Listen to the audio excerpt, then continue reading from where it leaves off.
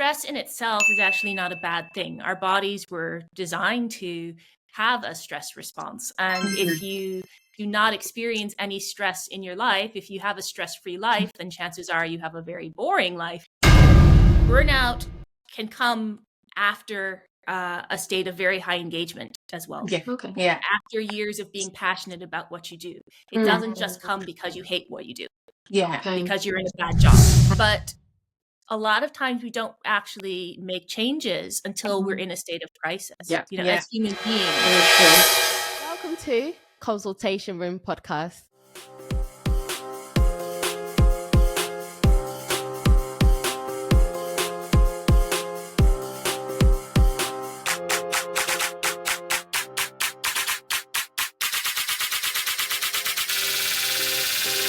Welcome to another episode. So today we're thrilled to welcome an award-winning certified life coach, women's health coach, a published author, and a sought-after speaker.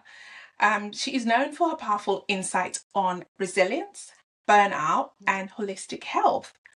She's dedicated in helping individuals break free from burnout and redefine success on their own terms. We can't wait to dive into her expertise and learn more about how we can all cultivate resilience. And I'm honestly so excited about this episode. Same. So welcome to the podcast. Welcome. We're so excited to have you here. Thank you, Trudy. Thank you, Stephanie, for that very warm welcome and introduction.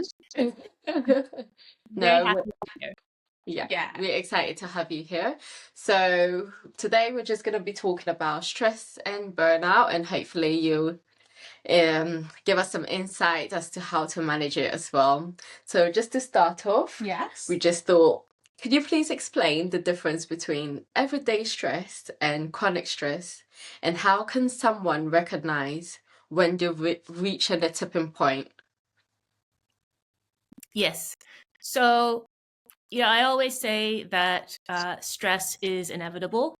Burnout is optional. And stress in itself is actually not a bad thing. Our bodies were designed to have a stress response. And if you do not experience any stress in your life, if you have a stress-free life, then chances are you have a very boring life. Because stress is a result of change. And, we have eustress, which is the stress that comes from when you're really excited about something, when it's a new experience, you're on vacation, you're getting married, you're having sex for the first time. That's eustress. Yeah. Then we also have distress, where, that's the result of a negative set of circumstances.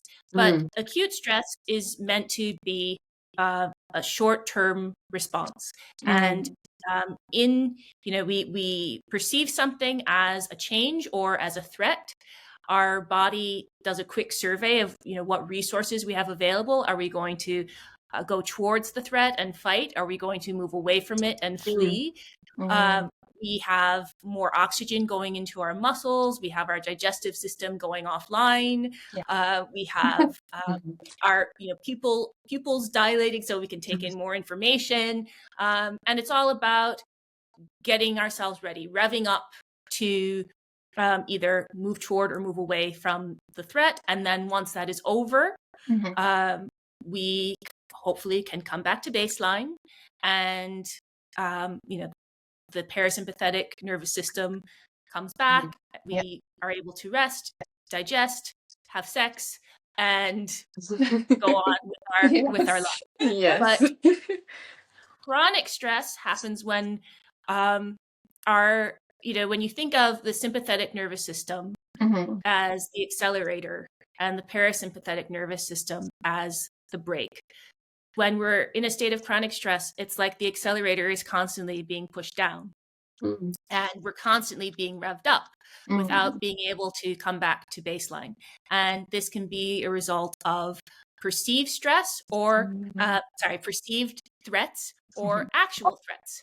So, for example, when you are receiving alerts all the time on your phone and you're not able to fully disconnect from work,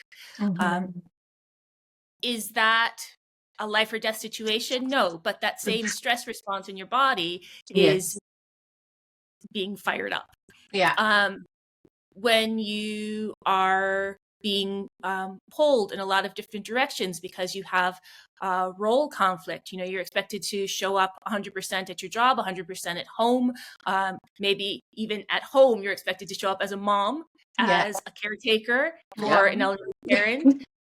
You know, and when do you ever get a chance to fully rest and relax? And a lot of us have, you know, we, especially as Black women, where we're expected to overperform, a lot of us are not familiar with what it even feels like to be in a regulated state. And when we begin coming down, you know, back towards baseline, it feels uncomfortable because we're in a state, you know, we found security in the doing, in the overextending, in the being constantly available. And so when that isn't a possibility, that itself feels threatening. Yes. So to answer your original question, acute stress, it's a normal response of the body. It's meant to happen. We're designed to experience it. Chronic stress is when the stress response really does not end, and we are not allowed to fully recover, come back to baseline, and have that full activation of the parasympathetic nervous system, which allows us to rest and replenish the stores. That's right. Okay. Yes. That is great. Yeah. So at what point though does now that lead to burnout? So in regards to, say, chronic stress, I'm assuming that's what will now lead to burnout. Yes. But at what point does that now get to a point of, okay, now this is burnout?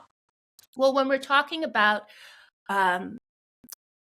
burnout in the workplace, in an occupational context, the three big indicators are exhaustion, which most of us are familiar with burnout being, you know, a state of exhaustion, but it also includes cynicism towards your job, and reduced professional efficacy. So not doing your job as well. And but a lot of people confuse that because they think, well, I'm really happy with my job. So how can I be burnt out if I actually love what I do? That's it. And burnout can actually exist independent of, this is one of the big myths of burnout. Burnout can come after a state of very high engagement as well. After years of being passionate about what you do. It doesn't just come because you hate what you do. Because you're in a bad job. It's really because you are overextending yourself, and you are not able to replenish the resources that you are constantly extracting from the body and the mind. And so what are the hallmarks of burnout? You know, that's different for each person, because even though we know it's exhaustion, cynicism, and reduced professional efficacy, it can show up in a number of ways. And I like to say that burnout has 4 stages.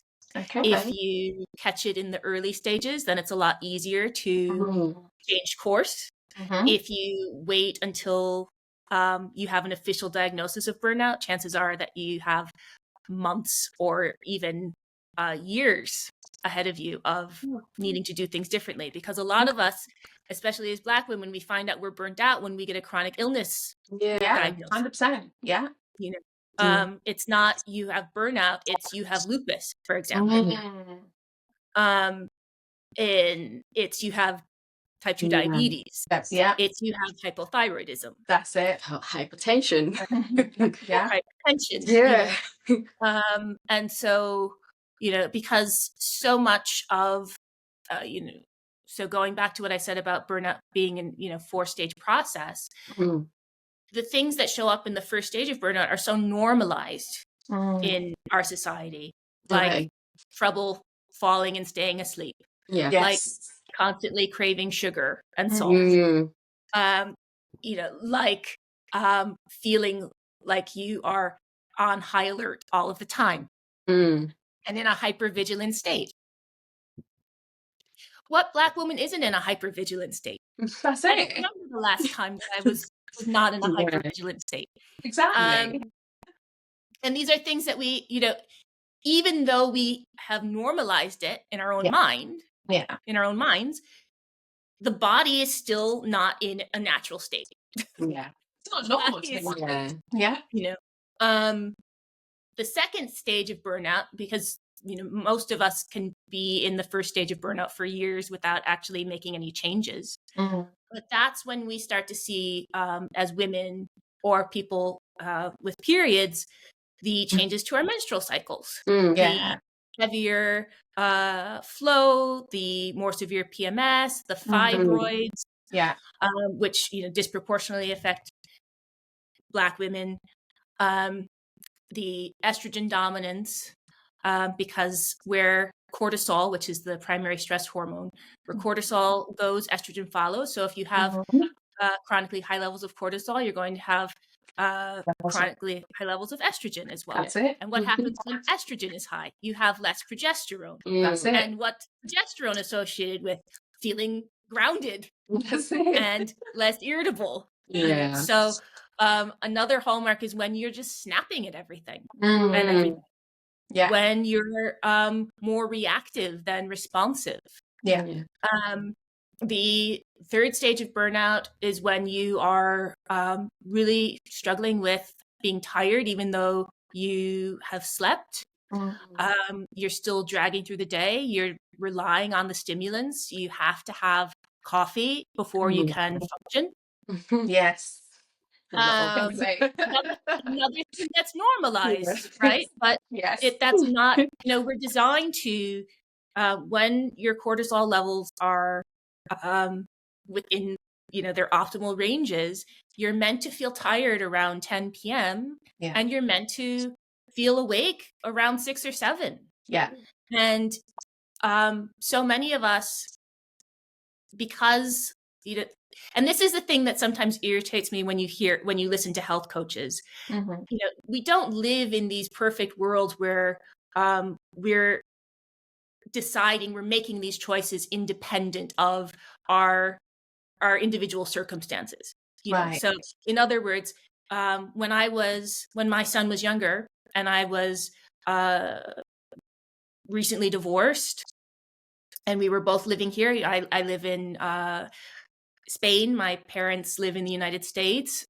So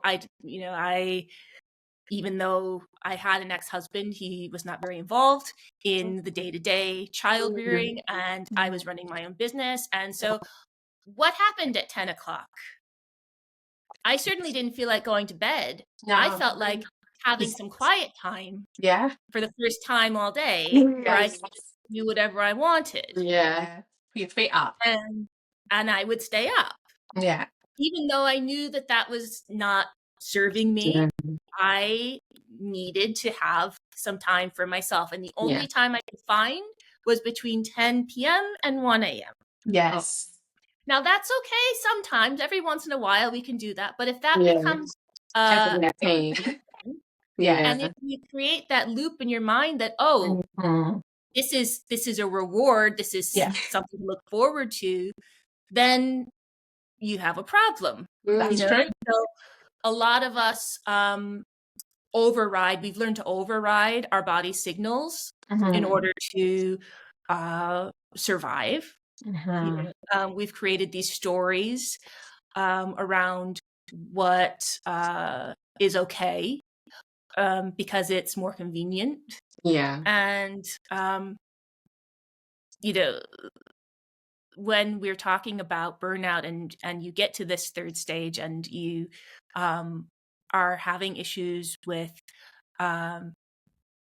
your, as I said, the menstrual cycle, your thyroid, your insulin resistance, all of these kind of more serious health consequences. You might be having chronic pain, signs of an autoimmune disease, gut issues, Yeah. fertility issues. Mm-hmm. But a lot of times we don't actually make changes until we're Mhm. in a state of crisis. Yeah. You know, Yeah. as human beings, Very true. we don't make changes until we're in a state of crisis. And if you are going to make changes Mhm. before that, you have to value yourself. Yeah. And that's the groundwork that a lot of us have not been afforded the opportunity to do. Yeah. It's true. Yeah. Say that I matter above everything else, That's it. and that I actually am in a place that allows me to take the time I need. Mm. I'm in a set of circumstances that allows me to prioritize my Yeah. health above all else. Me. Because a lot Yeah. of us are not. Yeah. Yeah. That is true. True. That is true. Mhm. And So the fourth stage of burnout is when you've hit, you know, it feels like the bottom has fallen out, and no matter how many times you try to convince yourself this is okay, I can keep going, I can keep pushing, mm, you cannot. mm, You cannot. wow. And I suppose knowing what we know about burnout, what are the health and I suppose mental, physical impact of burnout in the short and long term for I suppose anyone? Yes. So, you know, some of the things I've touched on already, but when we're talking about the physical consequences, shall we say, I Yeah. mean, even when you look at sleep in itself, you know, when you are not getting a good night's rest, that's going to affect your energy levels for the next day when it comes to what you're available for, Yeah. your food cravings, Yeah. your ability to, you know, exercise. I always say that when on the days that I don't work out, it's not because I don't feel like working out. It's because I haven't slept the night before. Yeah.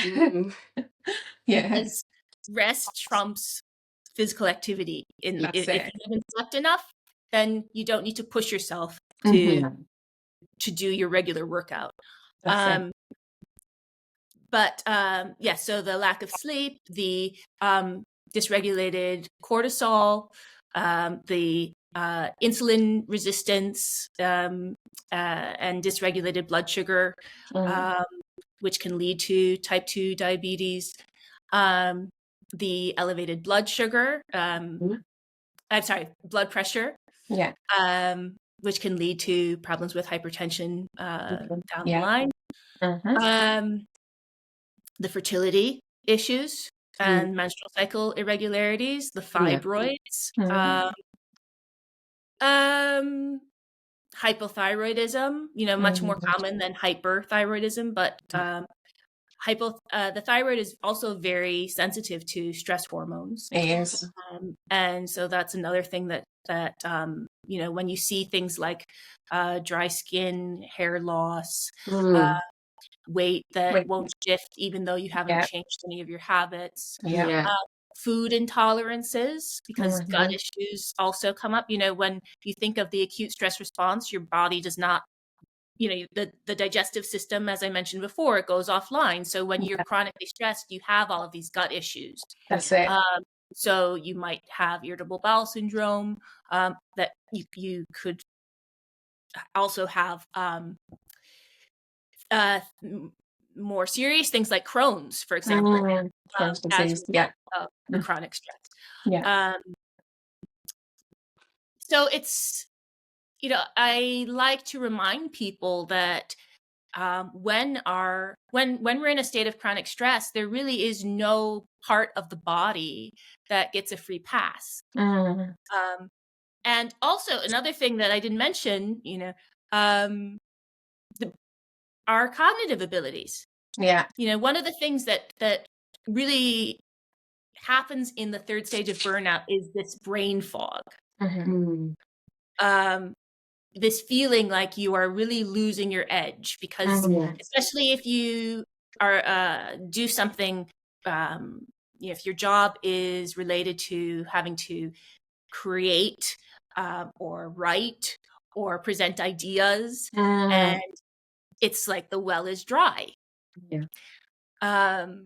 And that can also be really frustrating, especially for high achievers. Now, if this all happens in your 40s, Yeah. because a It's lot of things we're talking about yes, it is. can also happen during perimenopause. So Yes. whatever your experience of perimenopause is, know that it will be worse with stress. Yeah. Yeah. Yeah. Yeah. What are some like daily habits and practices that you would recommend to reduce stress and prevent burnout? Yes. Well, so many of us need to start with reestablishing the connection between our body and our mind. And as women, taking that step to befriend our bodies, even though we feel betrayed by our bodies, even though we are conditioned to think of our bodies as things that we cannot trust. So many of us treat our bodies as though they are our battlegrounds. Yes. And even when we're, you look at advertisement, blast the belly, burn the fat, cinch this, cut that. It's like, how much violent language do we use towards our bodies as women? And we really need to change the focus and look at how we can support ourselves through diet, through sleep, through movement. Yeah. So when it comes to diet, one of the key things is to look at how can you balance your blood sugar. That's it. And that is all about protein, fat, and fiber. So I always look at, what my clients are eating or not eating in some cases. A really common pattern is having coffee until 12 o'clock and then grabbing something that's high in carbs and then binging at night. Yeah. And we really need to think of, okay, in the first meal of the day, what am I putting in my mouth? Starting the day with water. Yeah. And then at breakfast, having something like a smoothie with protein powder and fruit, for example, or oatmeal with protein powder and peanut butter, or eggs and vegetables and a piece of whole grain toast, but something that will really sustain us for that first part of the day. If you are already in the throes of burnout, it's recommended to avoid any heavy carbs first thing. So to keep breakfast more concentrated on protein and fat. But for most of us, we can have, if it's a high fiber carb in the morning, that doesn't cause a problem. And then for lunch, think of, a lot of us have that slump around 2 in the afternoon because we've overdone it on the carbs at lunch. So if you think for more energy in the afternoon, gravitate more towards the non-starchy carbs. So the vegetables, the fruits, again, the protein, and the fat, like olive oil on your salad, olive oil and vinegar, basic stuff with a bit of salt. And that can, when you're not having a plate of pasta, you'll notice that you're not so sleepy in the afternoon. And then for dinner, again, that same protein, fat, and fiber formula, but that's where it can be actually beneficial to have more of the heavier carbs. So when you bring in the brown rice or the sweet potatoes or the white potatoes, or I should say, if you like white rice, that's fine. Just have vegetables with the white rice. There are so many foods that are villainized in the wellness space that are actually staples around the world. And we don't all need to have brown rice just because, the world of wellness says it's better. We can have white rice and vegetables. It's absolutely fine because the fiber in the vegetables is going to slow down that response. That's it. In the blood sugar. So yes, that's diet, movement, prioritize strength training.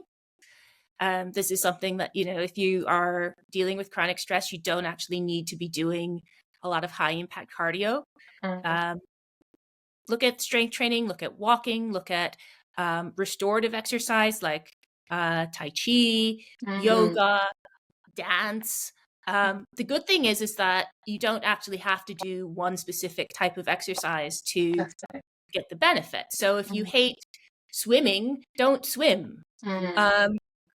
If you hate walking, then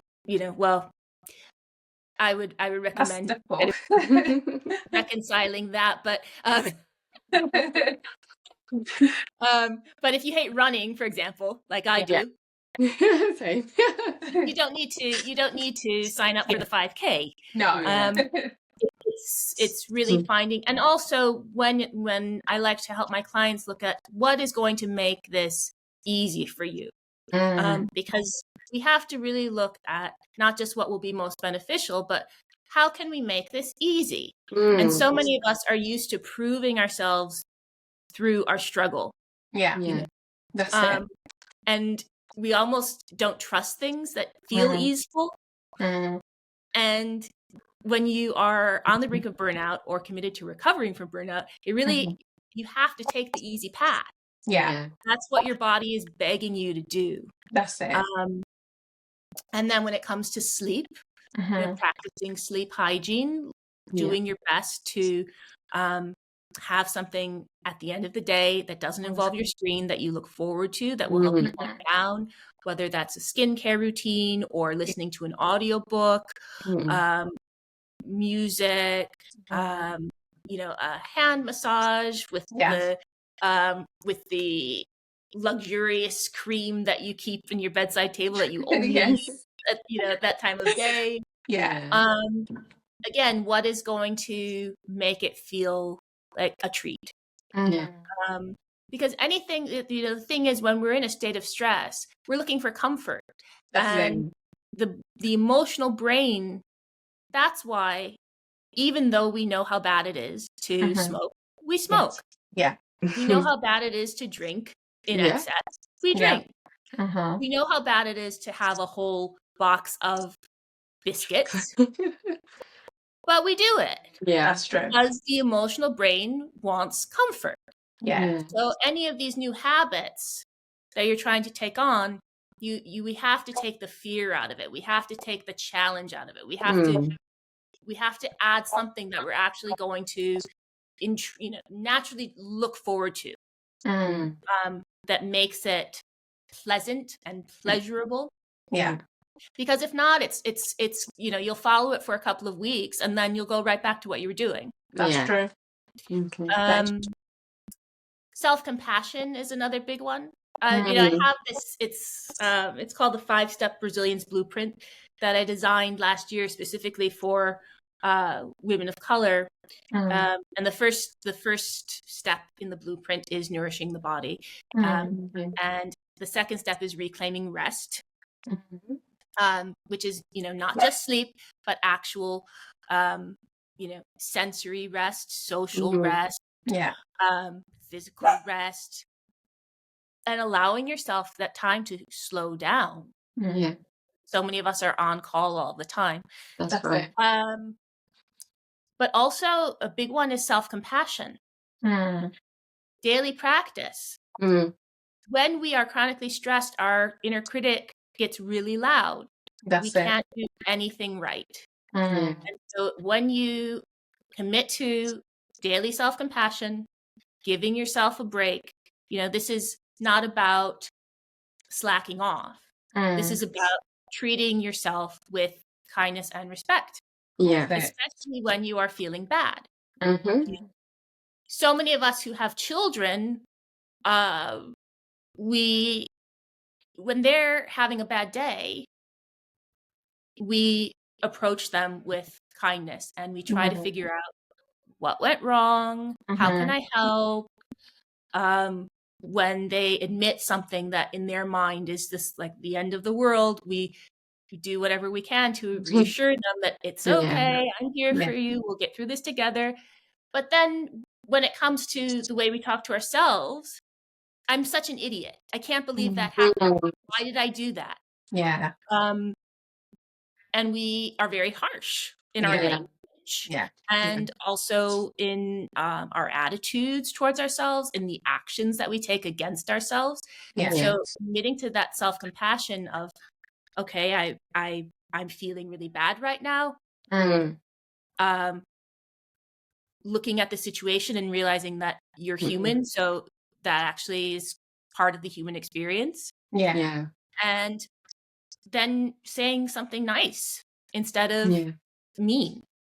And of those three elements, mindfulness, common humanity, and words of kindness, the one that actually helps me when I'm feeling stressed is the common humanity.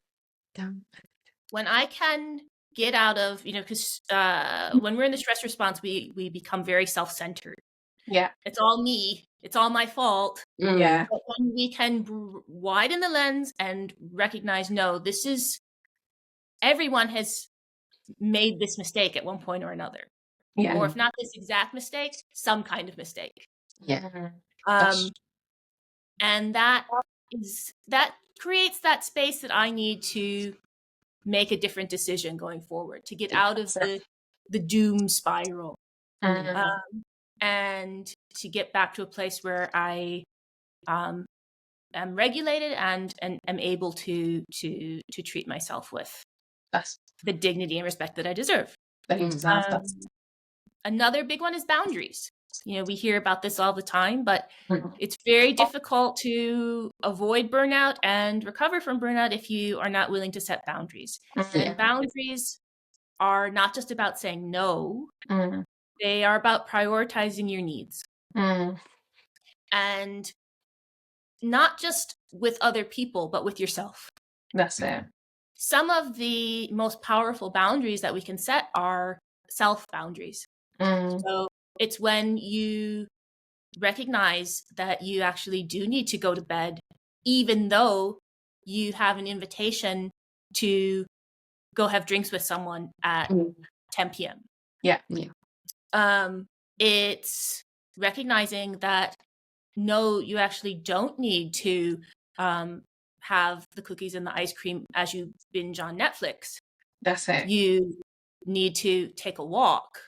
Yeah. And and give yourself permission to not be available to everyone. Yeah.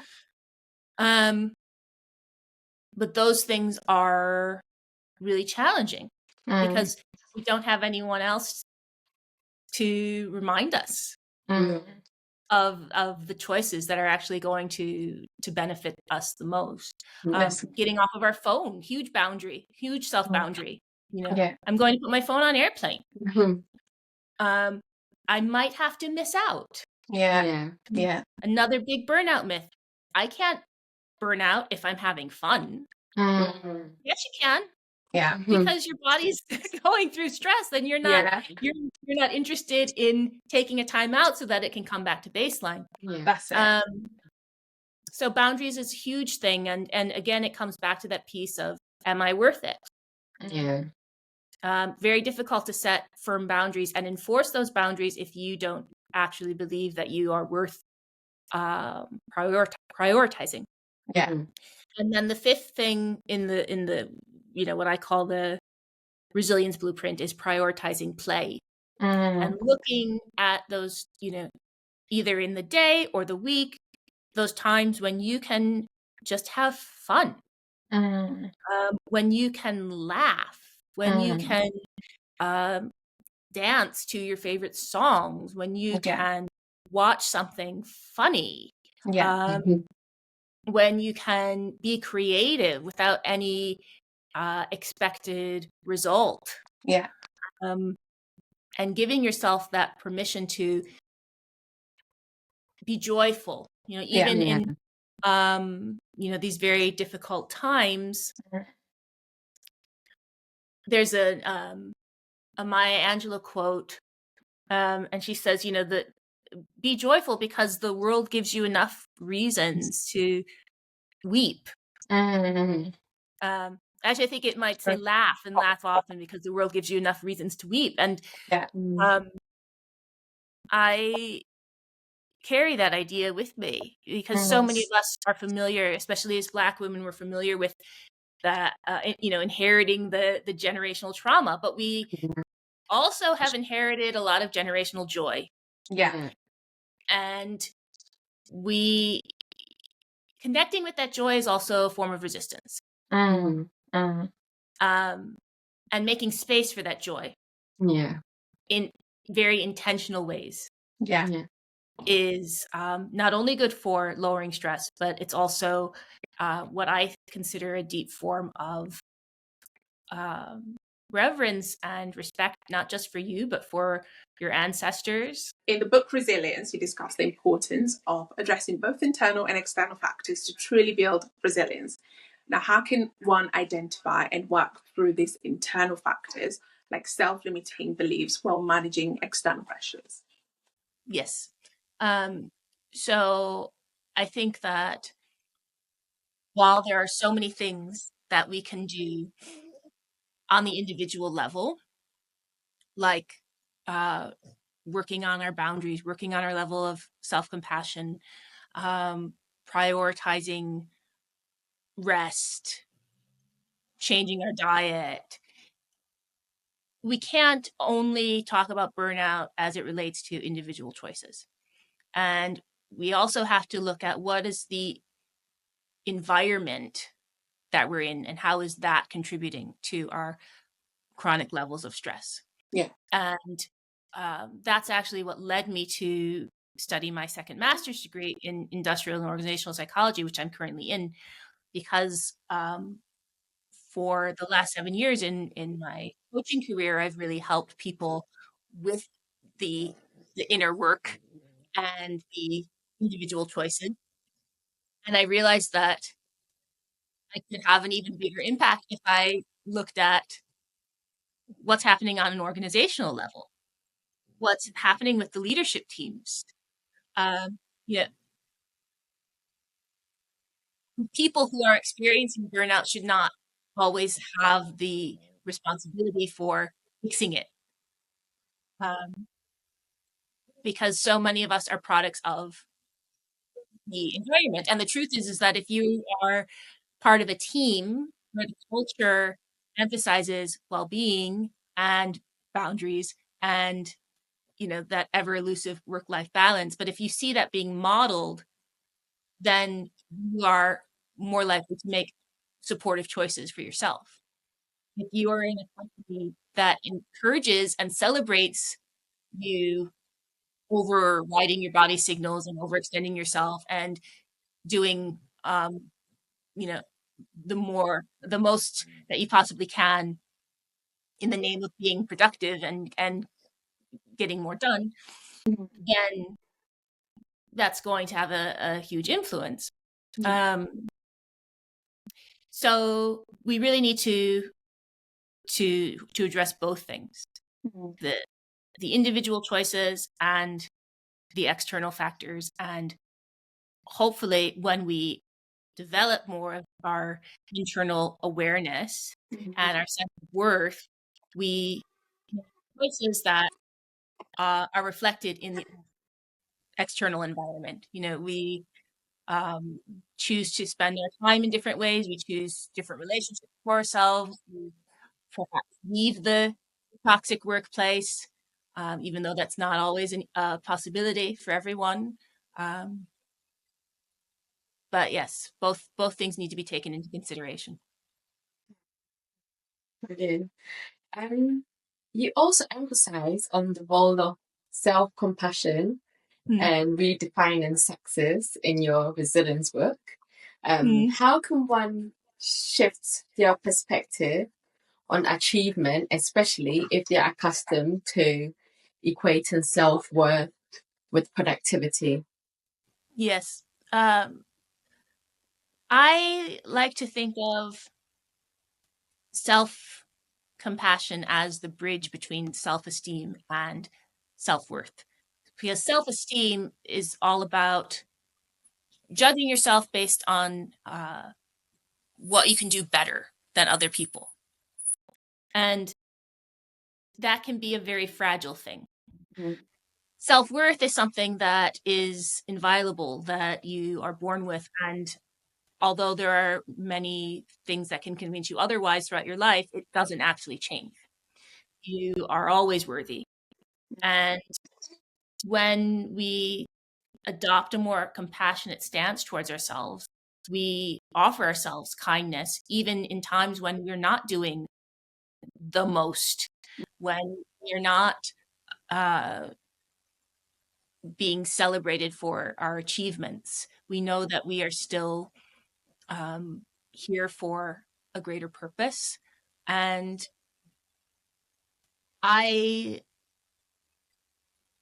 really like to look at people who I think are quote unquote successful and look at what they value.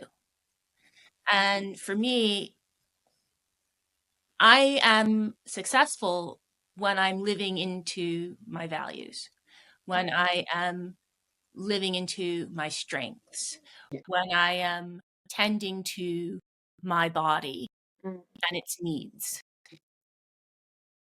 If I am only doing things so that other people can praise me, or so that I can reach some imaginary outcome, even though I am suffering throughout the entire process, that's not success to me. Yes. And above all, success cannot come at the cost of my physical and mental health. So if I don't care how much money I can make, if I don't have my health at the end of it, it's not worth it. No. And so it's really kind of, I think as we get older, our priorities tend to shift. And for me, success really has to do with family and freedom and purpose. And I'm successful if I can spend time with my family, be really present with my family, if I can live into my purpose, and if I have freedom over my time. I think that's powerful. That's like that. a good way to end that. I don't know about you, Steph, but I am so inspired so much in the way that there's some things we're talking about, and I was like, "Yep, that's you, Trudy." I've been talking about you. I was pointing to me and saying, "There's things I need to change." So, honestly, thank you so much for sharing your insight and expertise on this. Your advice on resilience, burnout, stress, chronic stress, how to avoid it, how to, deal with it, and all of that has been amazing. And honestly, it's certainly given me a lot to think about. I don't know about you, Steph. Oh, for sure. I think what stuck to me the most, like, when she said, like some people prioritize it's 10 p.m. and 1 a.m. 1 a.m. is always the case. You end up that is literally me. Like, that's like my me time. So I think that was really, really important. That is not a routine. And no, but I learned so much, like obviously how to differentiate there too, and how to overcome them, and how to help our patients as well. Exactly. Because a lot of times what we say to patients is, this has been caused by stress. This has been caused by stress. This has been caused by stress. And what they say is, okay, that is inevitable. How am I supposed to deal with my life if I don't, if I'm not going to have stress, as a condiment of anything.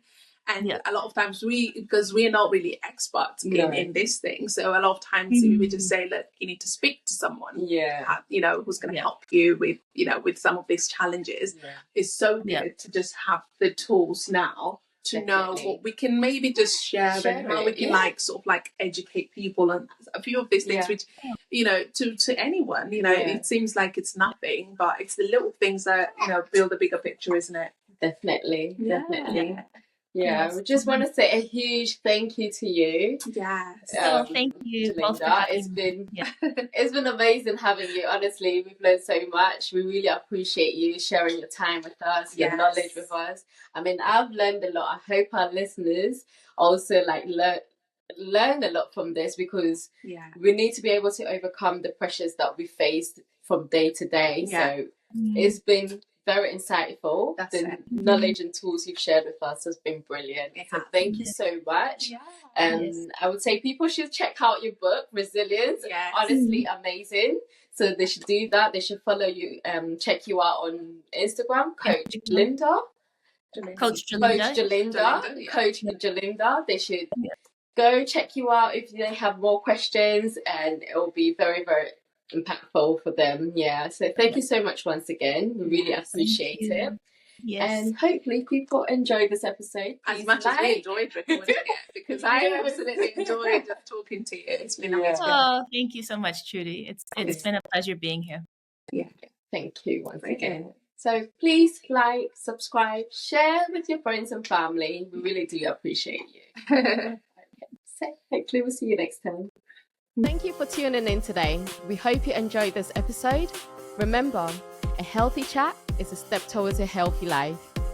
If you have any topics you'd like us to discuss, drop us an email at consultationroompod@gmail.com. Our Instagram is @consultationroompod. See you next week. Stay safe, stay healthy, and stay blessed.